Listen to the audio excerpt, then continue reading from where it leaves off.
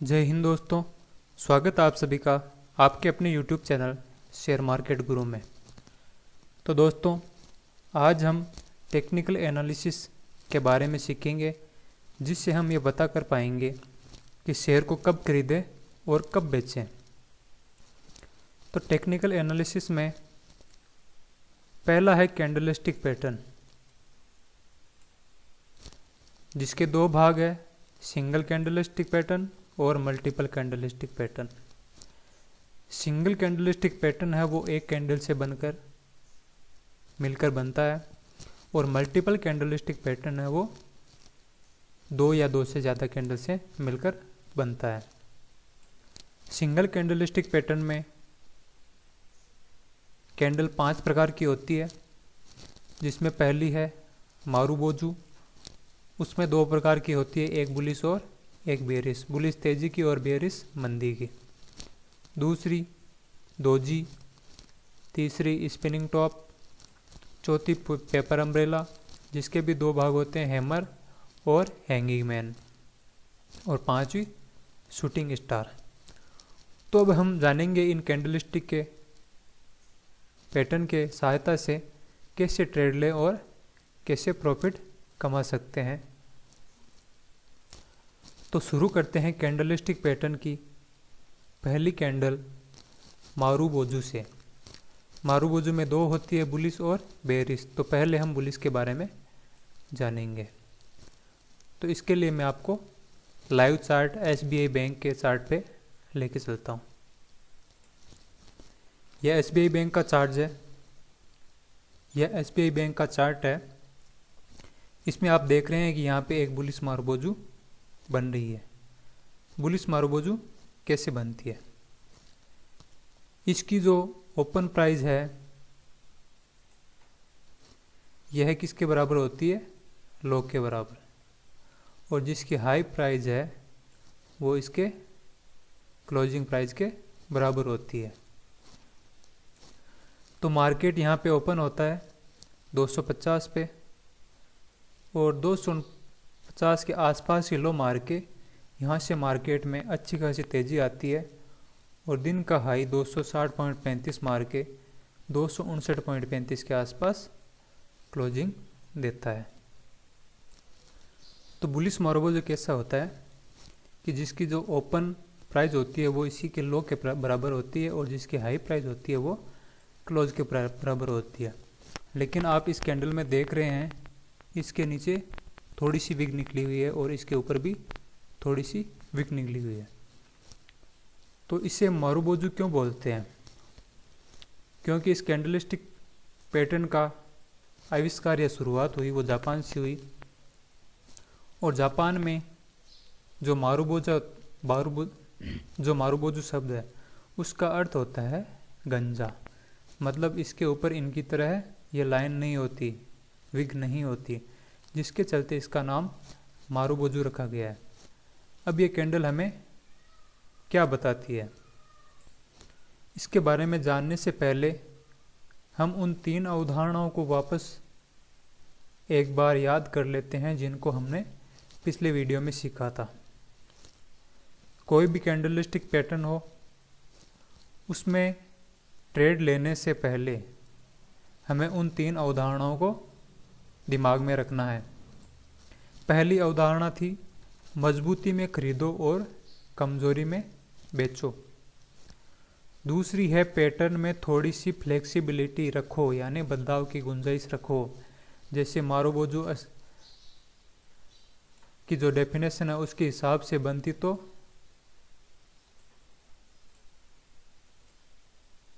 यह है, लेकिन इस मारुबोजू में आप देख रहे हैं नीचे थोड़ी सी विग है और ऊपर भी थोड़ी सी विग है। तो जो दूसरी अवधारणा वो हमें कहती है कि बदलाव की गुंजाइश रखो। और तीसरी अवधारणा है पुराने ट्रेंड को देखो। अब बात करते हैं इस बुलिश मारुबोजू के बारे में। तो बुलिश मारुबोजू बताता है कि बाजार में बहुत ज़्यादा खरीदारी हो रही है। बाजार के भागीदार इस शेयर को किसी भी कीमत पर खरीदने के लिए तैयार हैं, जिसके चलते यह 200 50 के आसपास ओपन होता है और दिन के हाई उच्चतम स्तर 260 के आसपास जाके क्लोज होता है। इससे कोई फर्क नहीं पड़ता कि पहले का ट्रेंड क्या है। आप देख रहे हैं यह कैंडलस्टिक पैटर्न बताता है कि बाजार का मूड और माहौल बदल गया है और वह पूरा बुलिश है। तो बाकी हम जानते हैं कि इस कैंडलस्टिक पैटर्न के बनने के बाद हमें कैसे ट्रेड लेनी है, कैसे खरीदना है और स्टॉप लॉस कहाँ लगाना है। तो आपको बता दूं कि बाजार में दो तरह के ट्रेडर होते हैं, एक रिस्क लेने वाले और रिस्क से बचने वाले या कम लेने वाले। नहीं लेने वाले तो होते ही नहीं है, क्योंकि वो बाजार में आ ही नहीं सकते। जो रिस्क नहीं लेता वो इस मार्केट में नहीं आता। तो दो ट्रेडर होते हैं, एक रिस्क लेने वाला और एक कम रिस्क लेने वाला। तो जो रिस्क लेने वाला ट्रेडर है वो मार्केट के क्लोजिंग आवर के आसपास, जब 3:30 बजे मार्केट 3:30 पे क्लोज होता है, तो 3:15 और 3:20 के आसपास वह देखेगा कि इस शेयर में बुलिश मारूबोजू बन रही है। तो वह 2:15 2:20 के आसपास वो 259 या दिन के हाई के आसपास उस शेयर में एंट्री लेगा और स्टॉप लॉस लगाएगा 250 के पास। ध्यान रहे कैंडलस्टिक पैटर्न है वो टारगेट प्राइस नहीं बताता है। इसके बारे में हम आगे सीखेंगे कि टारगेट प्राइस कैसे रखते हैं, कैसे लगाते हैं। अब जो कम रिस्क लेने वाला ट्रेडर है या रिस्क से बचने वाला ट्रेडर है, वो उसके अगले दिन देखेगा कि बाजार में दूसरे दिन भी तेजी बनी हुई है या नहीं बनी हुई है। तो दूसरे दिन क्लोजिंग टाइम के आसपास देखेगा कि बाजार में दूसरे दिन भी ग्रीन कैंडल बन रही है या नहीं बन रही है। तो इस पैटर्न में जो चार्ट देख रहे हैं हम, इसके आधार पर जो रिस्क से बचने वाला ट्रेडर है वो ट्रेड नहीं ले पाएगा, क्योंकि अगले दिन बेयरिश यानी लाल कैंडल बन रही है। आगे मैं आपको एसीसी के चार्ट पे लेके आया हूँ, जहाँ पे रिस्क लेने वाला और रिस्क से बचने वाला दोनों ट्रेडर के लिए ट्रेड मिल रहा है। तो ये एसीसी का चार्ट है, यहाँ पे मारूबोजू बन रही है। तो जो रिस्क लेने वाला ट्रेडर है वो जब यह मारूबोजू बनेगी उसी दिन 3:15 3:20 के आसपास 1028 पे इस शेयर को बाई करेगा और स्टॉप लॉस लगाएगा 972 का। रिस्क से बचने वाला ट्रेडर अगले दिन देखेगा कि फिर से ग्रीन कैंडल बन रही है, बाजार में तेजी है, तो इस शेयर को बाई करेगा उस दिन के 3:15 3:20 के आसपास 1058 पे। लेकिन उसका स्टॉप लॉस ये नहीं होगा, इस कैंडल का लो नहीं होगा। जहाँ पे मारूबोजू बन रही है उस कैंडल का लो होगा 972 रुपये। तो आप देख रहे हैं कि रिस्क से बचने वाले ट्रेडर को स्टॉप लॉस है वो बहुत लंबा लगाना पड़ता है, लेकिन फिर भी इस ट्रेड में दोनों ट्रेडर मुनाफा कमाते हैं। यहाँ से तेजी होती है और यह शेयर है जो दिन के या 1170 के आसपास हाई मारता है।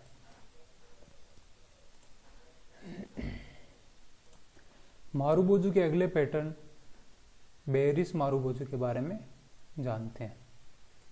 तो जो बेयरिश मारूबोजू होता है वो भी वही बिना सिर पैर वाला होता है, लेकिन यह एक लाल कैंडल होता है जिसमें ओपन प्राइस और हाई प्राइस दोनों बराबर होते हैं और लो और क्लोज प्राइस दोनों बराबर होते हैं। तो चलिए अब चार्ट पे जाके देखते हैं कि इसमें कैसे ट्रेड किया जाएगा। तो हम फिर से स्टेट बैंक ऑफ इंडिया के चार्ट पे आ चुके हैं। यहाँ पे आप देख रहे हैं कि बेयरिश मारूबोजू कैंडल बन रहा है। इसकी जो ओपन प्राइस है वो इसके हाई प्राइस के बराबर है और इसकी जो क्लोज प्राइस है वो उसके लो प्राइस के बराबर या लगभग मामूली सी 17% के आसपास है, ज़्यादा अंतर नहीं है, क्योंकि दूसरी अवधारणा थोड़ी सी बदलाव की गुंजाइश रखो को देखते हुए यह एक बेयरिश मारुबोजू है। तो बेयरिश मारुबोजू बताता है कि बाजार में काफ़ी मंदी है, लोग इसे किसी भी कीमत पर शेयर को बेचने के लिए तैयार हैं। तो इससे कोई फर्क नहीं पड़ता कि पहले का ट्रेंड क्या था और बाजार में पहले कितनी तेजी थी, लेकिन अब मंदी का माहौल हो गया है, मूड बदल गया है। अब इस बेयरिश मारुबोजू के बनने के बाद यह उम्मीद की जाती है कि बाजार में आगे भी मंदी रहेगी और इस शेयर में और गिरावट होगी। तो ऐसे शेयर में हमें शॉर्ट करने के मौके तलाशने चाहिए। शॉर्ट का मतलब होता है कि आपके पास शेयर है भी नहीं, उसके बावजूद आप इसमें सेल कर सकते हैं। वो कैसे करते हैं इसके बारे में हम आगे जानेंगे, इसके लिए मैं एक स्पेशल वीडियो बनाऊंगा। तो इसमें हम सेल कैसे करेंगे, तो जो रिस्क लेने वाला ट्रेडर है वो उसी दिन सेल करेगा इसको 212 के आसपास, और इसका स्टॉप लॉस लगाएगा 230 के आसपास।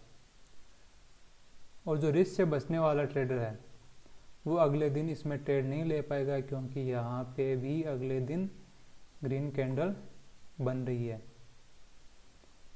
तो इस ट्रेड में यह स्टॉक 212 से 175 तक जाता है। तो अब इस चार्ट पे नज़र डालिए, यहाँ पे बुलिश मारुबोजू बन रहा है, तो इसमें रिस्क लेने वाला ट्रेडर एंट्री लेगा। दूसरे दिन फिर से तेजी है, तो इसमें रिस्क से बचने वाला ट्रेडर भी एंट्री लेगा, लेकिन उसी के अगले दिन दोनों ही ट्रेडर को नुकसान होगा और स्टॉप लॉस हिट हो जाएगा।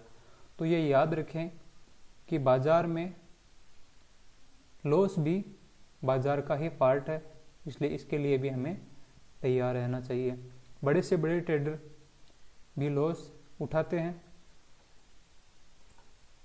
अब इस मारुबोजू कैंडल के बारे में एक बार पुनः से देख लेते हैं कुछ महत्वपूर्ण बातें। कैंडलस्टिक के सही तरीके से काम करने के लिए बनाए गए नियमों को याद रखें। जो वो 3 नियम थे उनको याद रखें। मजबूती में खरीदें, तेज मंदी में बेचें, कैंडलस्टिक पैटर्न में बदलाव की गुंजाइश रखें और पुराने ट्रेंड को देखें। मारुबोजू एक अकेला पैटर्न है जो नियम नंबर 3 को फॉलो नहीं करता, पिछले ट्रेंड को नहीं देखता। एक बुलिश मारुबोजू तेजी को दिखाता है। मारुबोजू के क्लोजिंग प्राइस के पास खरीदें और मारुबोजू की लो पर स्टॉप लॉस रखें। बेयरिश मारुबोजू मंदी को बताता है, तो बेयरिश मारुबोजू की क्लोजिंग प्राइस के पास बेचें और मारुबोजू के हाई प्राइस पर स्टॉप लॉस रखें। रिस्क लेने को तैयार ट्रेडर उसी दिन ट्रेड ले सकता है जिस दिन उसे मारुबोजू बनता दिखे। रिस्क कम लेने वाला ट्रेडर अपना ट्रेड अगले दिन लेता है जब उसे पहला नियम यानी मजबूती में खरीदो और कमजोरी में बेचो वाला पूरा होता हुआ दिख जाए। अब ट्रेड ट्रैप से बचने। ट्रेड ट्रैप क्या होता है कि मान लीजिए यह एक छोटी कैंडल बन गई, वो मारुबोजू बनी है, तो आपको ऐसे कैंडल में एंट्री नहीं लेनी है। 1% से कम या 10% तक की कैंडल, जो बड़ी कैंडल होती है, इनमें ट्रेड नहीं लेना चाहिए। क्यों नहीं लेना चाहिए? क्योंकि ये जो छोटी कैंडल है तो हम यहाँ पे बाई करेंगे और इसका स्टॉप लॉस काफ़ी नज़दीक होगा, जिसके चलते अगर बाजार में थोड़ी सी भी गिरावट आती है तो हमारा स्टॉप लॉस जल्दी ही हिट हो जाएगा। और जो सब बहुत लंबी कैंडल होती है उसमें जो स्टॉप लॉस होता है वो बहुत या काफ़ी नीचा होता है। तो अगर बाजार में रिवर्सल आ जाए तो हमारा स्टॉप लॉस हिट होता है तो हमें काफ़ी नुकसान हो सकता है। सिंगल कैंडलस्टिक पैटर्न के दूसरे प्रकार स्पिनिंग टॉप के बारे में जानते हैं। तो हमें वापस उन्हीं तीनों अवधारणाओं को पुनः दोहराते हैं। मजबूती में खरीदें और मंदी में बेचें। कैंडलस्टिक पैटर्न में या टेक्निकल एनालिसिस में थोड़े बदलाव की गुंजाइश रखें और बाजार के पहले के ट्रेंड को देखें। तो इस कैंडलस्टिक पैटर्न में छोटी बॉडी होती है, अपर शेडो होता है और लोअर शेडो होता है। यह जो बॉडी है यह छोटी क्यों होती है?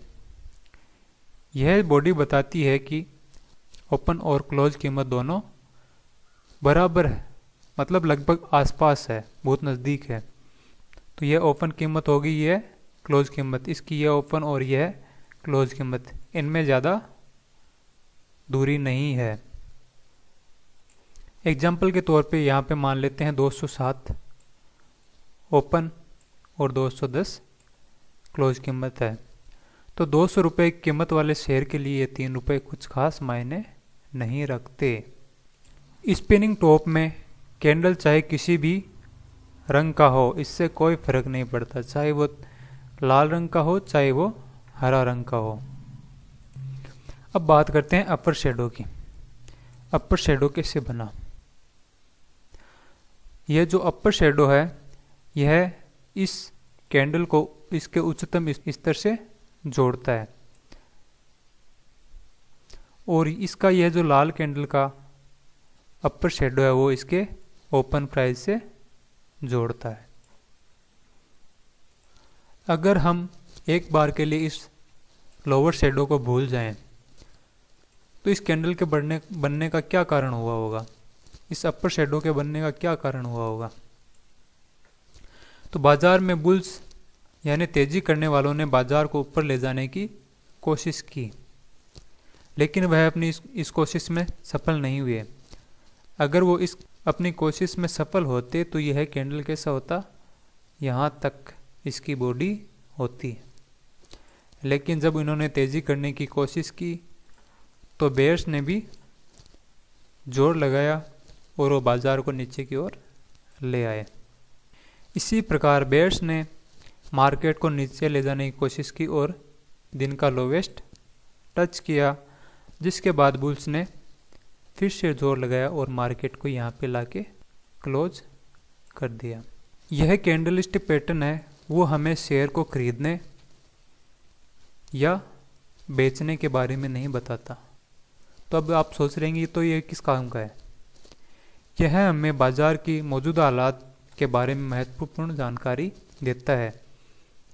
इस जानकारी के आधार पर हम बाजार में अपनी पोजीशन बनाना, पोजीशन से निकलना निर्धारित कर सकते हैं। कैसे? चलिए आगे जानते हैं। तो पहले मंदी में स्पिनिंग टॉप का मतलब। तो मान लीजिए बाजार में लगातार गिरावट हो रही है और उसके बाद स्पिनिंग टॉप बनता है। तो अब इस स्पिनिंग टॉप बनने के बाद बाजार में क्या हो सकता है? बाजार में दो चीज़ें हो सकती है, या तो बाजार में और बिकवाली आ सकती है या फिर बाजार यहाँ से संभलेगा और यहाँ से ऊपर की तरफ जाएगा।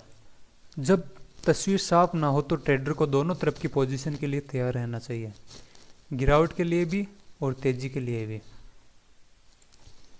अगर ट्रेडर बाजार में तेजी करने का मौका ढूंढ रहा है तो शायद उसके लिए सही अवसर हो सकता है,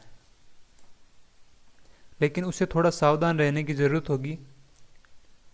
इसलिए ऐसी स्थिति में उसे अपनी कुल पूंजी का आधा ही इस समय इसमें लगाना चाहिए।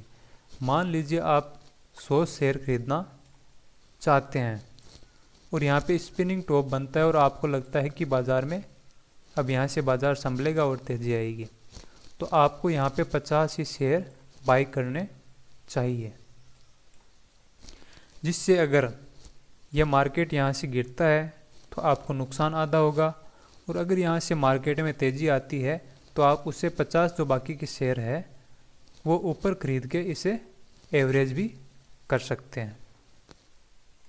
तो चलिए अब इसे SBI state bank of India के चार्ट पे जाकर समझते हैं। तो आप इस चार्ट में देख सकते हैं कि यहाँ पे स्पिनिंग टॉप बन रहा है, एक यहाँ पे बन रहा है, एक यहाँ पे बन रहा है और एक यहाँ पे बन रहा है। तो अगर हम यहाँ पे एंट्री लेते हैं, मान लीजिए हम 100 शेयर खरीदने वाले थे यहाँ पे, और हमने 50 शेयर खरीद लिए, और उसके बाद अगले दिन तेज़ी हुई, और उसके बाद भी तेज़ी आगे जारी रही, तो हम मान लीजिए यहाँ पे 50 शेयर और खरीद लेते हैं, तो हमारा एवरेज हो जाता है 254 रुपये के आसपास। तो आप यहाँ से देख सकते हैं कि जो बाज़ार की तेज़ी है वो निरंतर जारी रही और इसने 350 का हाई लगाया। तो इससे पहले बाज़ार में मंदी थी, जिसके बाद बाज़ार यहाँ पे स्पिनिंग टॉप बनाता है और संभलता है और यहाँ से तेज़ी करता है। अब इसी चार्ट में हम देखते हैं कि जब बाज़ार में तेज़ी थी और स्पिनिंग टॉप बना तो उसके बाद क्या हुआ। तो यहाँ पे आप देख रहे हैं कि यहाँ पे स्पिनिंग टॉप बन रहा है और उसके बाद गिरावट होना शुरू होती है, और मार्केट है जो यहाँ से 295 रुपये का लो मारता है 350 से। तो आप स्पिनिंग टॉप को तूफान के पहले की शांति मान सकते हैं। यह तूफान तेजी या मंदी किसी को भी बढ़ा सकता है। यह तूफान ट्रेंड में बदलाव भी ला सकता है। बाजार किधर जाएगा यह तो नहीं पता चलता, लेकिन यह ज़रूर पता चलता है कि बाजार को दिशा मिलने वाली है और आपको उसके लिए तैयार रहना चाहिए। जब तेजी में स्पिन टॉप बनता है तो क्या होता है, बाजार में आप देख रहे हैं यहाँ से तेजी हो रही है, इसका मतलब है कि बाजार पूरा बुल्स के कब्जे में है। लेकिन स्पिनिंग टॉप बनने के बाद बाजार में थोड़ी सी असमंजस आ जा सकती है।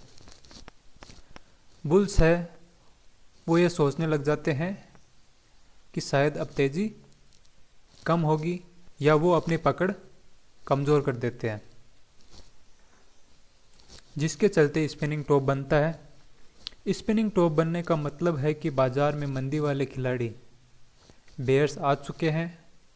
हालांकि वो अभी सफल नहीं हुए, लेकिन उन्होंने बुल्स को घबराहट दे दी है, जिसके चलते ये स्पिनिंग टॉप बना है। अब हमें क्या करना चाहिए, तो हमें स्पिनिंग टॉप बता रहा है कि बाजार में असमंजस की स्थिति है, और ना तो बुल्स और ना ही बेयर्स दोनों के पास ही बाजार पे जो पकड़ है वो कमज़ोर हो रखी है।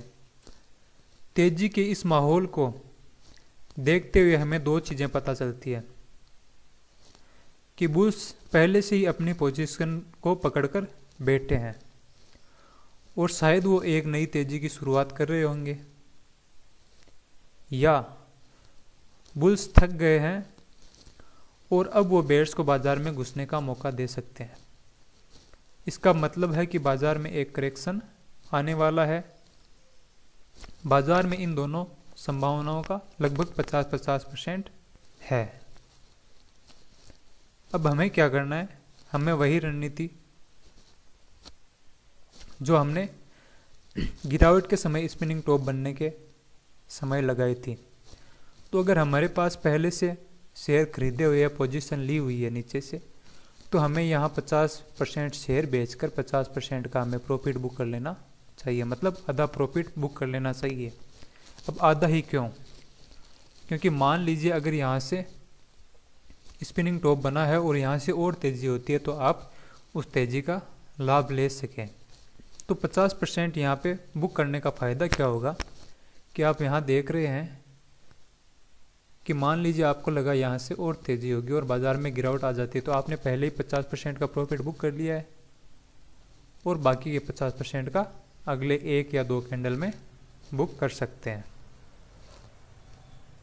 तो अगर हमें शॉर्ट सेल करना है तो वही, अगर हम 100 शेयर करने वाले हैं तो हमें 50 ही शेयर को शॉर्ट सेल करना है, जिसके बाद अगर गिरावट होती है या निरंतर रहती है तो 50% को और ऐड करके हम उसे फिर से एवरेज कर सकते हैं।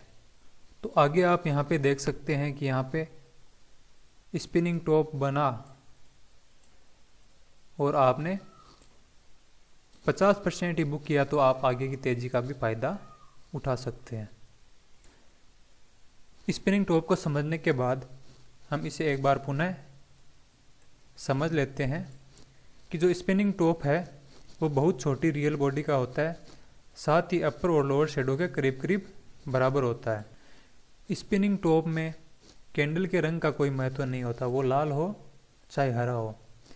इस बात का कि ओपन और क्लोज कीमतें एक दूसरे के काफ़ी करीब होती है, इसी का महत्व होता है। स्पिनिंग टॉप बाजार में असमंजस को बताता है। बुल्स और बेयर्स बराबरी पर होते हैं, बाजार नई दिशा तलाश रहा होता है।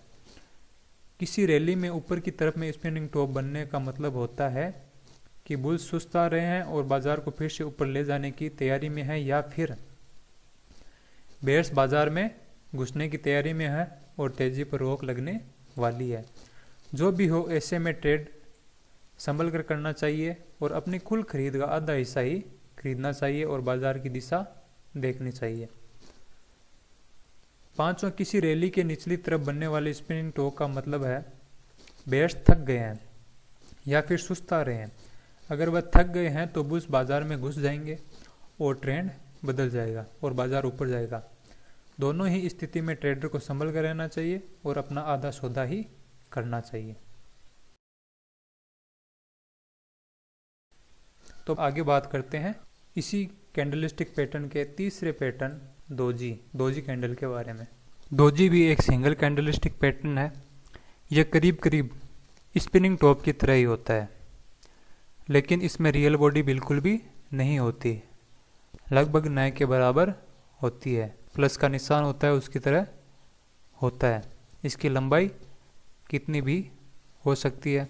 इसकी ओपन और क्लोज कीमत दोनों बराबर होती है। दोजी हमें बाजार के मूड और माहौल की सूचना देता है, इस लिहाज से यह एक महत्वपूर्ण पैटर्न भी है। इसकी ओपन और क्लोज कीमत बराबर होती है और यह जो अपर और लोअर शेडो है ये कितनी भी लंबी हो सकती है। लेकिन दूसरी अवधारणा है थोड़े से बदलाव की गुंजाइश रखनी चाहिए, जिसके चलते हम ऐसे कैंडल को भी दोजी मान सकते हैं या इससे थोड़ा सा हल्का सा और हो। तो इस कैंडलस्टिक पैटर्न में भी रंग का महत्व नहीं होता, वह चाहे नीला कैंडल हो या हरा कैंडल हो या लाल। यह स्पिनिंग टॉप की तरह ही होता है। यह भी हमें बाई और सेल के सिग्नल नहीं देता, यह भी हमें बाजार की असमंजस स्थिति के बारे में बताता है। चलिए इसे चार्ट पर देखते हैं। यहाँ देख सकते हैं आप दोजी कैंडल बन रहा है। बाजार में पहले से तेजी थी, दोजी बना और उसके बाद गिरावट हुई। और आप यहाँ भी देख सकते हैं कि दोजी कैंडल बना, तेजी में बना और उसके बाद काफ़ी अच्छी तेजी हुई। तो इसमें भी हमें स्पिनिंग टॉप की तरह ही 50% वाला फॉर्मूला यूज करना चाहिए। तो अब दोजी कैंडल के बारे में कुछ बातों को पुनः से दोहरा लेते हैं। दोजी भी स्पिनिंग टॉप की तरह ही होता है। ये भी बताते हैं कि बाजार दिशाहीन है। परिभाषा के हिसाब से दोजी में रियल बॉडी नए के बराबर होती है, लेकिन काफ़ी पतली बॉडी वाले कैंडल को भी दोजी मान सकते हैं। एक ट्रेडर की रणनीति दोजी और स्पिनिंग टॉप में एक समान ही होती है। सिंगल कैंडलस्टिक पैटर्न का अगला भाग, चौथा भाग पेपर अम्ब्रेला। पेपर अम्ब्रेला ऐसे होता है। इसमें भी कलर का महत्व नहीं होता। पेपर अम्ब्रेला एक ऐसा सिंगल कैंडलस्टिक पैटर्न है जो ट्रेडर को अपने ट्रेड की दिशा तय करने में मदद करता है। पेपर अम्ब्रेला अक्सर समझने के लिए ये देखना जरूरी होता है कि चार्ट में कहाँ पर बन रहा है। पेपर अम्ब्रेला में दो तरीके के ट्रेंड रिवर्सल पैटर्न होते हैं। अगर बाजार में पहले से गिरावट हो रही है और यहाँ पे पेपर अम्ब्रेला बनता है तो उसे हैमर कहा जाएगा। और अगर बाजार में तेजी चल रही है और यहाँ पर पेपर अम्ब्रेला बनता है तो इसे हैगिंग मैन कहा जाएगा। तो चलिए अब हैमर के बारे में पहले चार्ट पर समझते हैं। हैमर का बनना, हैमर है जो ये बन रहा है, यहाँ पे बन रहा है, यहाँ पे बन रहा है। इसके पहले का ट्रेंड होता है वो होता है नेगेटिव।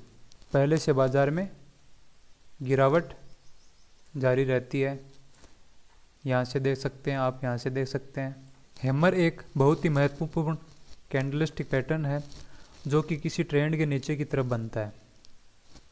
नीचे का ट्रेंड है, यहाँ पे बन रहा है। हैमर में उस दिन के ट्रेडिंग रेंज के ऊपरी और एक छोटी रियल बॉडी होती है और एक लंबा लोअर शेडो होता है। जितना लंबा लोअर शेडो होगा उतना ही बुलिश पैटर्न बनेगा। इसका कलर चाहे लाल हो चाहे हरा। यह अगर मंदी के निचले स्तर पर बनता है तो इसे बुलिश ही माना जाता है, इसीलिए इसे हैमर कहते हैं। हैमर के पहले का ट्रेंड नीचे की तरफ का होना चाहिए। बाजार नीचे की तरफ चल रहा है और बाजार पर बेयर्स का कब्जा है। इस नीचे की चाल में बाजार हर दिन पिछले दिन की क्लोज कीमत के मुकाबले और नीचे खुलता है और उसके बाद एक नया लो बनाकर बंद होता है। जिस दिन हैमर बनता है उस दिन भी बाजार नीचे ही ट्रेड कर रहा होता है, लेकिन अंत में वह वहाँ से अच्छी खरीदारी आती है, बुल्स आते हैं और बाजार को दिन के उच्चतम स्तर के आसपास लेकर क्लोजिंग करते हैं, जिससे हैमर का निर्माण होता है। तो हैमर बनने के बाद सौदा कैसे लिया जाएगा? ये हैमर जो बनता है वो खरीद के संकेत देता है। ट्रेडर बाजार में एंट्री कब ले, यह फैसला वही रिस्क लेना और इससे कम रिस्क लेना या रिस्क से बचने वाला ट्रेडर पर निर्भर करता है। तो रिस्क लेने वाला ट्रेडर क्लोजिंग प्राइस के आसपास उसी दिन 3.15 3.20 के आसपास ट्रेड लेगा, जो होगी 668-69 रुपये के आसपास, और स्टॉप लॉस लगाएगा 647 के आसपास। और आप देख सकते हैं यहाँ से बाज़ार में तेज़ी आती है और बाज़ार यहाँ तक हाई मारता है। आप यहाँ पे भी देख सकते हैं, यहाँ पे भी हैमर बन रहा है। बाज़ार ने इस हाई से गिरना शुरू किया और यहाँ पे आके हैमर बनता है, तो हम यहाँ पे ट्रेड लेंगे। इस ट्रेड में रिस्क लेने वाला और इससे बचने वालों को दोनों को ट्रेड मिल जाएगा। रिस्क लेने वाला उसी दिन ट्रेड लेगा जो राशि होगी 590 के पास और उसका स्टॉप लॉस होगा 568 के पास। और इससे बचने वाला ट्रेडर अगले दिन देखेगा कि फिर से ग्रीन कैंडल बन रहा है, तो उसकी जो बाइंग प्राइस होगी वो होगी 592 रुपये के आसपास और उसका स्टॉप लॉस होगा 568 के आसपास। तो आप यहाँ भी देख सकते हैं कि बाज़ार में यहाँ से भी तेज़ी बनी रहती है। तो आपको ये दिख रहा होगा इसके ऊपर विग है, लेकिन दूसरी मान्यता जो थी बदलाव की थोड़ी बहुत गुंजाइश रखें, तो उसके ध्यान में रखते हुए यह एक हैमर ही बनता दिख रहा है। दूसरा पैटर्न था हैंगिंग मैन। हैंगिंग मैन तो जो था वो जब बनता है तो उससे पहले का जो मार्केट का मूड होता है वो तेज़ी का रहता है। तो जब तेज़ी के माहौल में अचानक से ऊपर पेपर अम्ब्रेला बनता है तो उसे एक बेयरिश माना जाता है, जिसका नाम है हैंगिंग मैन। तो हैंगिंग मैन का भी कैंडल किसी भी रंग का हो सकता है, और अगर वो shadow to real body ratio को अपनी शर्त पूरी कर रहा है तो रंग से कोई अंतर भी नहीं पड़ता। हैंगिंग मैन बनने के पहले का ट्रेंड तेजी का है, जैसा कि ऊपर मुड़ती हुई लाइन से दिखाया गया है। अब इसके बनने के पीछे की सोच क्या है? बाजार में पहले से तेजी है, यानी बाजार में बुल्स कब्जे में है। बाजार नए हायर हाई मार रहा है और बाजार में तेजी बनी रहती है। जिस दिन हैंगिंग मैन पैटर्न बना उस दिन बाजार में बेयर्स ने एंट्री ले ली है, ऐसा माना जाता है। हैंगिंग मैन के साथ बनने वाला एक लंबा लोअर शेडो यही बताता है कि बेयर्स आ चुके हैं।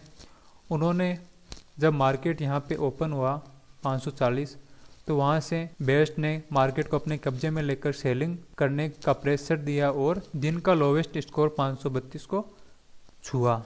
लेकिन वहाँ से बुल्स ने फिर कंट्रोल छीनने की कोशिश की और क्लोजिंग हुई वो 540 के आसपास।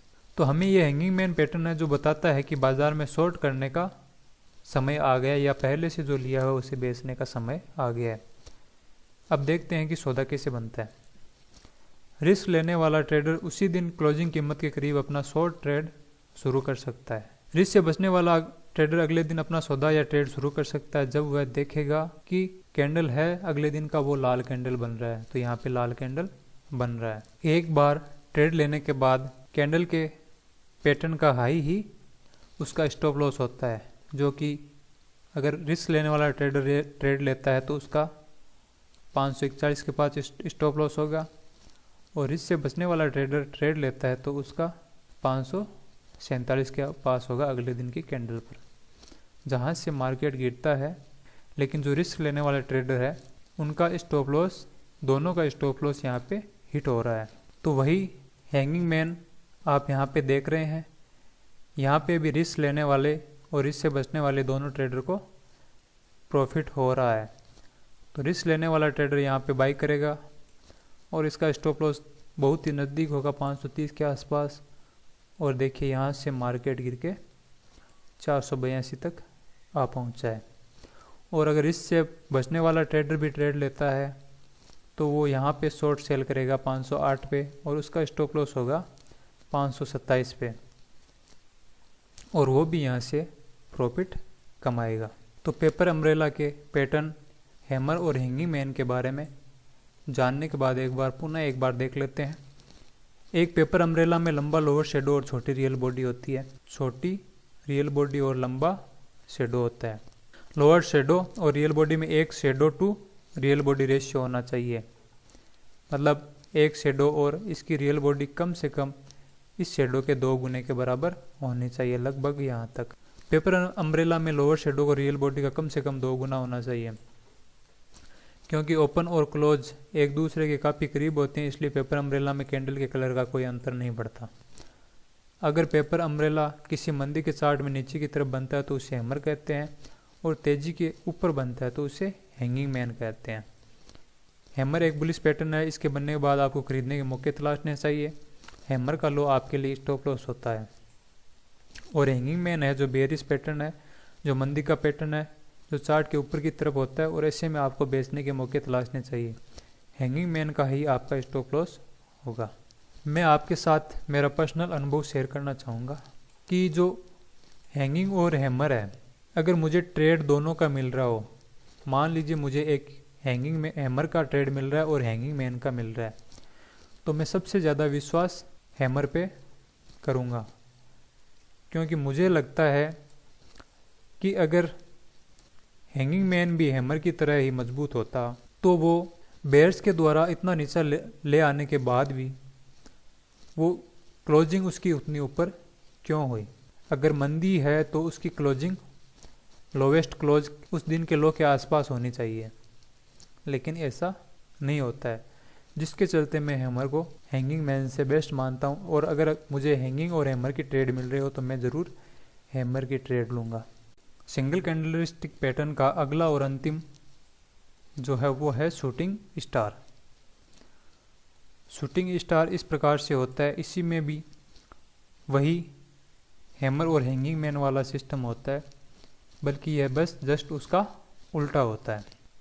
तो चलिए इसे चार्ट पर समझते हैं। शूटिंग स्टार में कीमत का प्राइस एक्शन काफ़ी ताकतवर यानी महत्वपूर्ण होता है, इसलिए शूटिंग स्टार पैटर्न काफ़ी ज़्यादा प्रचलित है और मैं भी इसे बहुत पसंद करता हूँ और ऐसे ट्रेड से नहीं चूकता।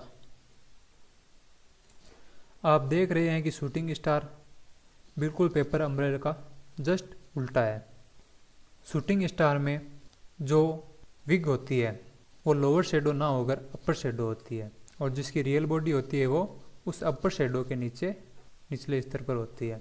इसमें भी पेपर अम्ब्रेला की तरह रियल बॉडी का 2 गुना अपर शेडो होना चाहिए। यहाँ भी कैंडल के रंग का कोई फर्क नहीं पड़ता, वो चाहे लाल हो चाहे हरा हो। अब ये शूटिंग स्टार क्यों बना? तो आप देख रहे हैं कि मार्केट में एक्सिस बैंक का जो शेयर है इसमें पहले से काफ़ी अच्छी खासी तेज़ी चल रही है, और तेज़ी के ऊपर यहाँ पे शूटिंग स्टार बनता है। उसी प्रकार तेज़ी को कंटिन्यू रखते हुए बाज़ार यहाँ पे ओपन होता है 645 पे, और यहाँ से बुल्स बाज़ार को उच्चतम स्तर पे 678 रुपये पर लेकर जाते हैं, लेकिन यहाँ से बेयर्स अब कब्जा जमा लेते हैं और बाज़ार को नीचे लाकर 651 के आसपास क्लोज कर देते हैं। बाज़ार में इस प्रकार आई बिकवाली बताती है कि बेयर्स ने बाज़ार पर कब्जा कर लिया है और बाज़ार में आगे गिरावट जारी रहेगी। तो अब बात करते हैं कि इसमें ट्रेड कैसे किया जाए। तो जब शूटिंग स्टार बनता है तो जो रिस्क लेने वाला और रिस्क से बचने वाला दोनों ट्रेडर।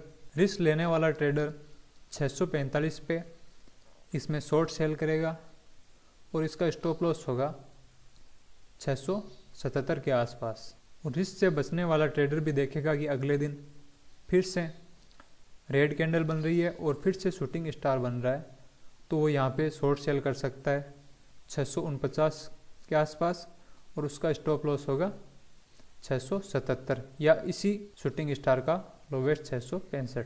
और अगर वह इस कैंडल के आधार पर ट्रेड करता है, रिस्क से बचने वाला ट्रेडर, और उसके अगले दिन ट्रेड करता है, तो उसकी सेलिंग प्राइस होगी 635 और उसका स्टॉप लॉस होगा शूटिंग स्टार का 665। और आप वहाँ से देख सकते हैं यहाँ से मार्केट गिरता है और 537 तक आ पहुँचता है। तो आप देखिए शूटिंग स्टार है जो बेरिश पैटर्न है, जो चार्ट के ऊपर की तरफ होता है और आपको शूटिंग स्टार के समय शॉर्ट करने के मौके ढूंढने चाहिए। शूटिंग स्टार का हाई होता है वो आपका स्टॉप लॉस होता है, और स्टॉप लॉस वो चीज़ होती है जो आपको बड़े नुकसान से बचा लेती है। और आपको यह भी ध्यान में रखना चाहिए कि जो लॉस है वो भी एक मार्केट का हिस्सा है, इसलिए कभी लॉस बुक होने या स्टॉप लॉस हिट होने के बाद घबराना नहीं चाहिए। धन्यवाद। तो दोस्तों, अगर आपको वीडियो अच्छा लगा हो तो वीडियो को लाइक करें, शेयर करें और चैनल को सब्सक्राइब करें, और आगे आने वाले वीडियो की नोटिफिकेशन पाने के लिए बेल आइकन को प्रेस करें और उस पर ऑल वाले ऑप्शन पर क्लिक करें। और अगर आप हमारे चैनल को सब्सक्राइब करते हैं तो वहाँ पे शॉर्ट वीडियो के माध्यम से अच्छे अच्छे ट्रेड उपलब्ध कराए जाते हैं। और डिस्क्रिप्शन में डीमैट अकाउंट खुलाने का लिंक दिया हुआ है, अगर आप उस लिंक के द्वारा डीमैट अकाउंट खुलवाते हैं तो आपको इंट्राडे में ट्रेड करने के लिए अच्छी स्ट्रेटेजी मुफ्त में उपलब्ध करवाई जाएगी। और अगर आप शेयर मार्केट के बारे में पढ़ना चाहते हैं और आप बुक पढ़ना पसंद करते हैं तो डिस्क्रिप्शन में लिंक दे रहा हूँ, आप वहाँ से उस बुक को पढ़ सकते हैं। धन्यवाद।